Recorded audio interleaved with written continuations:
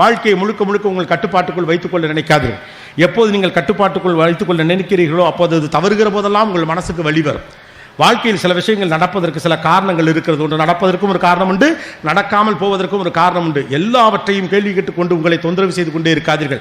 மூன்றாவது, ஏன் இப்படி செய்கிற என்ற கேள்விக்கு பின்னால் உங்கள் அகம்பாவம் தான் ஒளிந்திருக்கிறது, அக்கறை இல்லை என்பதை புரிந்து கொள்ளுங்கள். நான்காவது, சில நேரங்களில் சில சின்ன விஷயங்களை அப்படியே கடந்து போவதன் வழியாக எளிமையான ஒரு வாழ்க்கை முறையை நீங்கள் தேர்வு செய்து கொள்ளலாம். ஐந்தாவது, இந்த வாழ்க்கை என்பது துயரமானது என்ற அந்த கருத்திலிருந்து வெளியே வாருங்கள். வாழ்க்கை என்பது மகிழ்ச்சியானது. ஆறாவது, பிள்ளைகளிடம் இந்த பயத்தை பெரிய அளவுக்கு திணிக்காதீர்கள். வாழ்க்கை குறித்து உங்கள் பயத்தை தொலையுங்கள். ஏழாவது, சிரிப்பு வந்தால் சிரியுங்கள், அழுகை வந்தால் அழுங்கள், மரணம் வந்தால் மரணம் வந்துவிட்டு போகட்டும், வாழும் வரை மகிழ்ச்சியாக வாழ்ந்துவிட்டு போகிற ஒரு வாழ்க்கையை பாருங்கள்.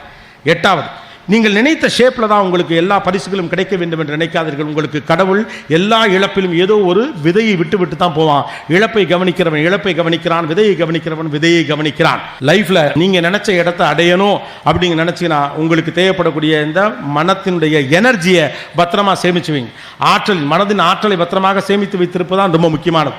பத்தாவது, இந்த மனதின் ஆற்றலை திருடுகிற மனிதர்கள், கருவிகள் எதுவாக இருந்தாலும் விலக்கி வையுங்கள். வாழ்க்கை எளிமையானது.